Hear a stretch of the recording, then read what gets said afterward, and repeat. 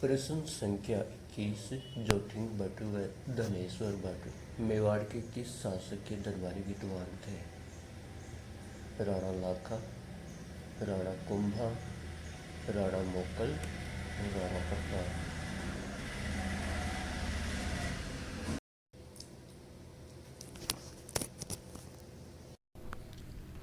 तो इसका सही जवाब होगा राणा लाखा। जोथिंग भट्ट व धनेश्वर भट्ट मेवाड़ के शासक राणा लाखा के दरबारी संगीतज्ञ थे।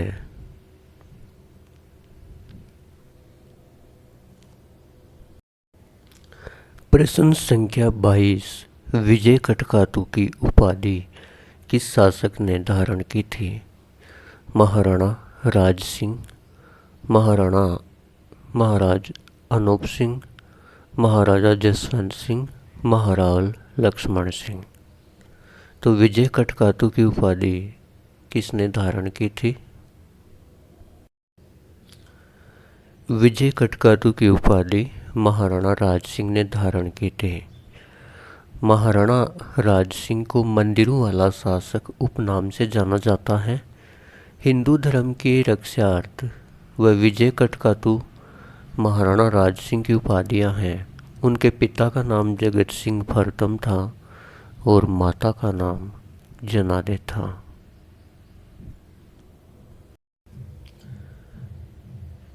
प्रश्न नंबर 23। सिंघोली बांसवाड़ा का युद्ध किसके मध्य हुआ? हमीर व मोहम्मद बिन तुगलक, हमीर व गयासुद्दीन तुगलक, हमीर व फिरोज शाह तुगलक, हमीर व अलाउद्दीन खिलजी। सिंघोली बांसवाड़ा का युद्ध किसके मध्य हुआ? सिंघोली बांसवाड़ा का युद्ध हमीर और मोहम्मद बिन तुगलक के बीच में हुआ था। ऑप्शन ए सही है। सिंघोली के युद्ध में हमीर ने मोहम्मद बिन तुगलक की सेना को हराया था। हमीर को कुंभलगढ़ प्रशस्ति में विषम घाटी पंचानन कहा गया है। अगर आपसे पूछे विषम घाटी पंचानन किसे कहते हैं? हमीर को। हमीर ने किसे हराया था? मोहम्मद बिन तुगलक को। और सिंघोली बांसवाड़ा का युद्ध किसके बीच हुआ? हमीर व मोहम्मद बिन तुगलक के बीच में। हल्दी घाटी युद्ध को खमनोर का युद्ध किसने कहा था? आसफ खां, बदायूंनी, अबुल फजल, कर्नल टोड। तो हल्दी घाटी के युद्ध को खमनोर का युद्ध किसने कहा था? अबुल फजल ने। हल्दी घाटी के युद्ध को खमनोर का युद्ध अबुल फजल ने कहा था। बदायूंनी ने क्या कहा था? गोगुंदा का युद्ध। ऐसे याद रख लेना, गोगुंदा में भी दा आता है और बदायूंनी में भी दा आता है। तो बदायूंनी ने कहा था गोगुंदा का युद्ध, अबुल फजल ने कहा था खमनोर का युद्ध। प्रश्न नंबर 25। मोहम्मद गोरी व पृथ्वीराज चौहान तृतीय के मध्य तराइन का द्वितीय युद्ध कब हुआ था? 1191 ईस्वी, 1190, 1192, 1194। तो मोहम्मद गोरी व पृथ्वीराज चौहान तृतीय के मध्य तराइन का पहला युद्ध 1191 ईस्वी में हुआ था और दूसरा युद्ध हुआ था 1192 ईस्वी में। तो ऑप्शन सी सही होगा। 1192 ईस्वी में तराइन का द्वितीय युद्ध पृथ्वीराज चौहान तृतीय वह मोहम्मद गोरी के मध्य हुआ था। इस युद्ध में पृथ्वीराज चौहान की हार हुई थी। इस युद्ध में मोहम्मद गोरी की सहायता हमारे यहाँ के शासक कन्नौज के शासक जयचंद गहड़वाल ने की थी।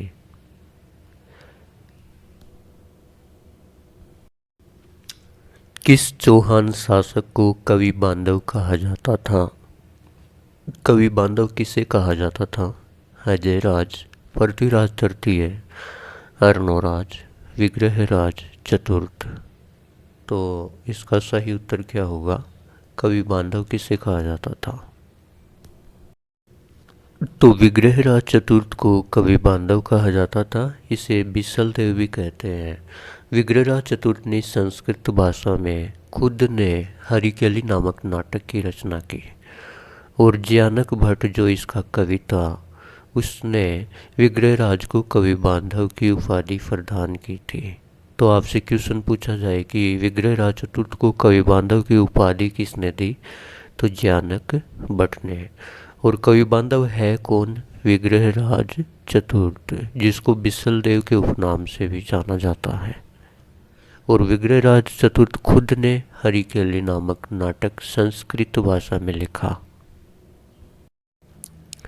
अजय राज चौहान ने अजय मेरू की स्थापना कब की थी, तो बताइए। अजय राज चौहान ने अजय मेरू की स्थापना 1113 ईस्वी में की थी। ऑप्शन नंबर सी सही है। अजय राज ने 1113 ईस्वी में अजमेर बसा करके उसे अपनी राजधानी बनाया। उसने अजमेर में एक दुर्ग का निर्माण करवाया जिसे गढ़ विठली कहते हैं और इसे ही तारागढ़ के नाम से भी जाना जाता है। किस चौहान शासक ने दल पुंगल की उपाधि धारण की? विग्रहराज चतुर्थ, पृथ्वीराज तृतीय, हरणोराज और अजय राज। किस चौहान शासक ने दल पुंगल की उपाधि धारण की? तो दल पुंगल की उपाधि धारण करने वाले थे पृथ्वीराज चौहान तृतीय। ऑप्शन बी सही है। पृथ्वीराज चौहान तृतीय ने दल पुंगल यानी विश्व विजेता की उपाधि धारण की। चंद्र बरदाई, ज्ञानक, वागीश्वर, जनार्दन, विश्वरूप, आसादर विद्वान पृथ्वीराज चौहान तृतीय के दरबारी कवि थे। उनके दरबार की शोभा बढ़ाते थे। प्रश्न संख्या 29। बिजोलिया शिलालेख के अनुसार चौहानों की प्रारंभिक राजधानी कौन सी थी? अहि छत्रपुर, अजमेर, सांबर, इनमें से कोई नहीं।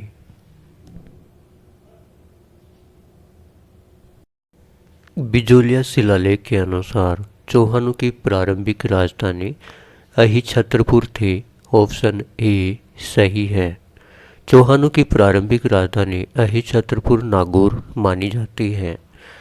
महाभारत में अहि छत्रपुर को जांगल प्रदेश की राजधानी कहा गया है। नागौर का प्राचीन नाम ही अहि छत्रपुर था।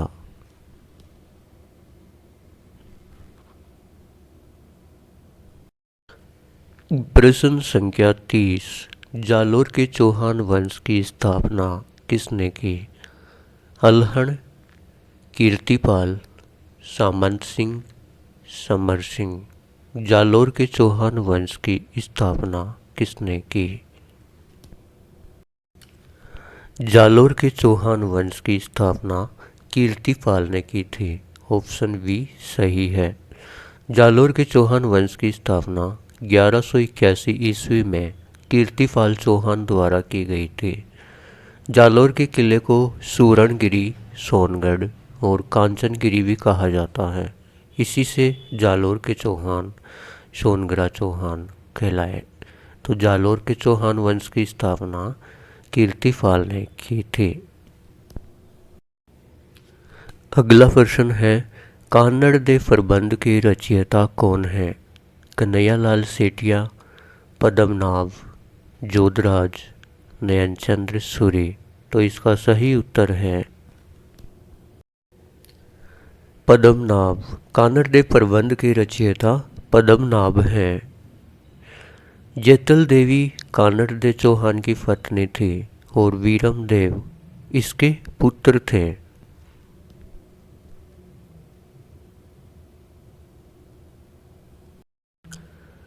रणथंभौर दुर्ग में 32 खंभों की छतरी का निर्माण किसने करवाया था?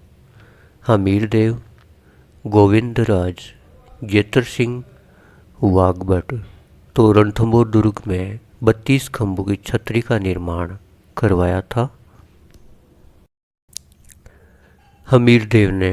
रणथंभौर दुर्ग में 32 खंभों की छतरी का निर्माण हमीरदेव ने करवाया था। रणथंभौर शासक हमीरदेव चौहान ने अपने पिता जेतर सिंह के 12 वर्ष के शासनकाल के उपलक्ष्य में 32 खंभों की छतरी, न्याय की छतरी का निर्माण करवाया। हमीरदेव ने रणथंभौर दुर्ग में पद्मला तालाब का निर्माण भी करवाया था।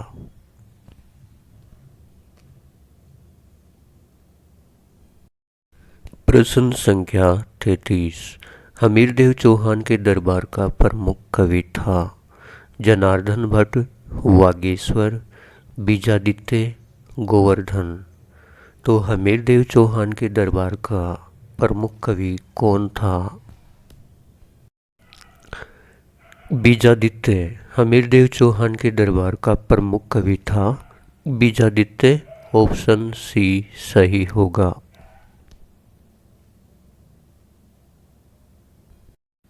Question number 34। अलाउद्दीन खिलजी के रणथंभौर अभियान में उसके प्रमुख सेनापति कौन थे? शमस खां, बी वाजिद खां, सी धर्म सिंह, डी उलूग खां व नुसरत खां। अलाउद्दीन खिलजी के रणथंभौर अभियान में उसके प्रमुख सेनापति उलूग खां व नुसरत खां थे। ऑप्शन डी सही है। अलाउद्दीन के रणथंभौर अभियान में सेनापति उलूग खां व नुसरत खां दोनों गए थे, लेकिन इस अभियान में नुसरत खां की मृत्यु हो गई थी। प्रश्न नंबर 35। जोधपुर राज्य की तरफ से ईस्ट इंडिया कंपनी के साथ संधि किस शासक ने की थी? अजीत सिंह, बी मान सिंह, सी जसवंत सिंह, डी हनुमंत सिंह।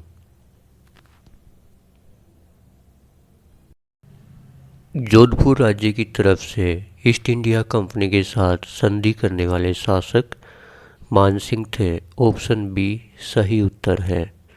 जनवरी 1818 ईस्वी में ईस्ट इंडिया कंपनी के साथ जोधपुर की तरफ से महाराजा मान सिंह राठौड़ ने संधि की थी। राजस्थान में इस संधि का उल्लंघन भी सर्वप्रथम मान सिंह राठौड़ ने ही किया था।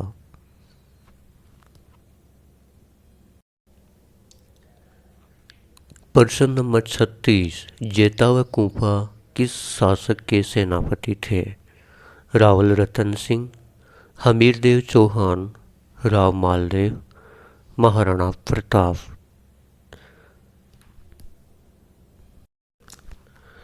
तो जेता व कुंपा राव मालदेव के सेनापति थे। जब गिरी सुमेल के युद्ध में राव मालदेव किसी के बहकावे में आकर इनको छोड़ के आ जाता है, तो जेता और कुंपा गिरी सुमेल का युद्ध करते हुए मारे जाते हैं। रावल रतन सिंह के सेनापति गोरा और बादल थे, जो रानी पद्मिनी के साथ आए थे। हमीरदेव के सेनापति जिन्होंने विश्वासघात किया था रणथंभौर में रणमल और रत्तीफाल थे। और महाराणा प्रताप के सेनापति हल्दीघाटी युद्ध की बात करें तो हकीम खां सूर, राणा पूंजा ये थे। तो जेता और कुंपा किस शासक के सेनापति थे? राव मालदेव के। ऑप्शन सी सही होगा। जेता और कुंपा ने पाहेबा साहेबा का युद्ध, गिरी सुमेल का युद्ध 1544 में मारवाड़ की सेना का नेतृत्व किया। Question number 37। 1570 ईस्वी के अकबर के नागौर दरबार के समय मारवाड़ के शासक कौन थे? राव मालदेव, राव चंद्रसेन, उदय सिंह, राय सिंह।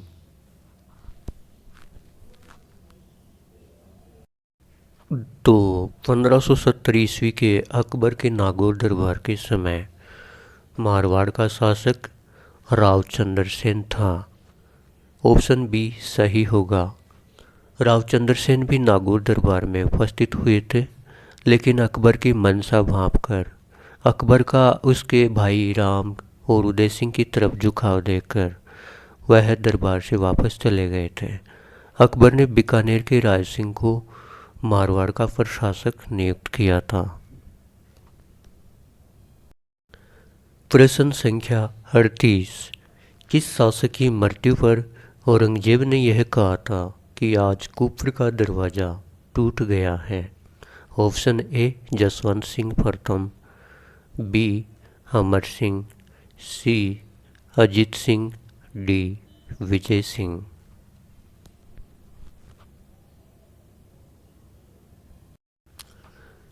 तो ऑप्शन ए सही होगा। किस शासक की मृत्यु पर औरंगजेब ने यह कहा था कि आज कुफर का दरवाज़ा टूट गया है? जसवंत सिंह प्रथम की मृत्यु होने पर औरंगजेब ने यह कहा था। ऑप्शन ए सही है। जसवंत सिंह प्रथम की मृत्यु 1678 ईस्वी में जमरूद अफगानिस्तान में हो गई थी। जसवंत सिंह की मृत्यु के बाद औरंगजेब ने कहा आज कुफर का दरवाज़ा टूट गया है। जसवंत सिंह की मृत्यु के बाद औरंगजेब ने मारवाड़ को खालसा भूमि घोषित कर दिया था।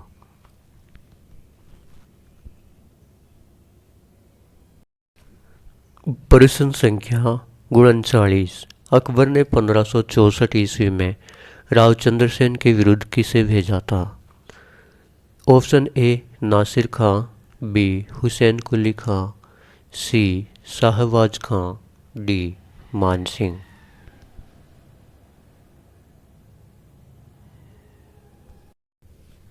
तो इसका सही जवाब होगा ऑप्शन बी हुसैन कुली खां। अकबर ने 1564 ईस्वी में रावचंद्र सेन के विरुद्ध हुसैन कुली खां को भेजा था। रावचंद्र सेन ने अपने दो बड़े भाइयों राम व उदय सिंह के विद्रोह को सेना भेज करके दबा दिया। राम शाही सहायता लेने के लिए अकबर की शरण में चला गया। अकबर ने 1564 ईस्वी में हुसैन कुली खां के नेतृत्व में एक सेना भेज करके मारवाड़ पर अधिकार कर लिया।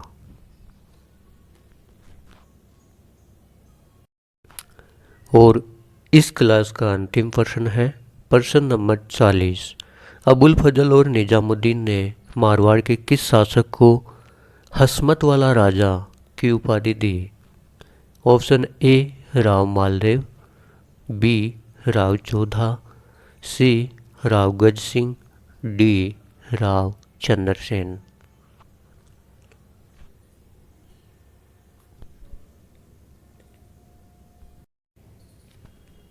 तो अबुल फजल और निजामुद्दीन ने मारवाड़ के शासक राव मालदेव को हसमत वाला राजा कहा। ऑप्शन ए सही होगा। राव मालदेव ने 1557 ईस्वी में हरमाड़ा के युद्ध में मेवाड़ के शासक राणा उदय सिंह को परास्त किया। तो अबुल फजल और निजामुद्दीन ने मारवाड़ के किस शासक को हसमत वाला राजा कहा? राव मालदेव को। Thank you, have a nice day, take care.